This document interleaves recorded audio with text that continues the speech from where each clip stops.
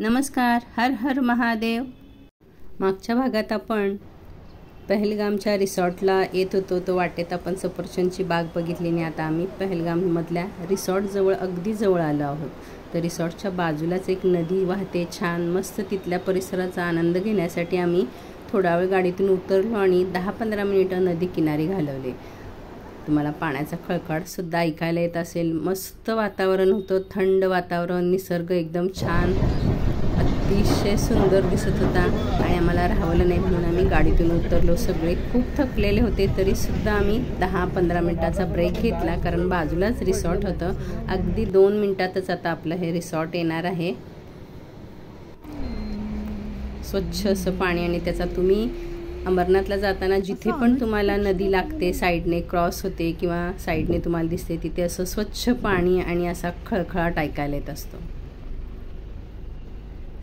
पहलगाम शहरसुद्धा खूप सुंदर आहे। अगदी रिसॉर्टच्या बाजूलाच नदी असल्यामुळे रिसॉर्टच्या बाहेर आलं कीच नदीचा खळखळाट ऐकायला येत होता। आणि इथूनच आमची दुसऱ्या दिवशी सकाळी अमरनाथ यात्रेला सुरुवात झाली। तर पुढचा भाग देखील तुम्ही जरूर पहा।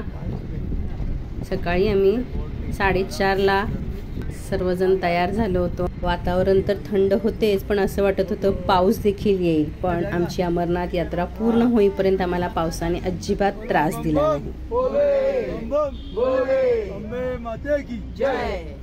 सर्वांनी घोड्यावरून जाण्यासाठी तयारी सुद्धा केली होती।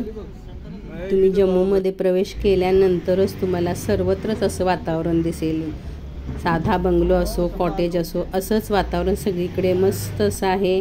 तर पुढच्या भागात आम्ही अमरनाथ यात्रेला सुरुवात करत आहोत। पुढचा भाग देखील जरूर पहा। खूप उत्साह होता सगळ्यांना, खूप आतुरता होती, कुतूहल होतं या यात्रेचं। तर जरूर हा पुढचा भाग पहा। धन्यवाद।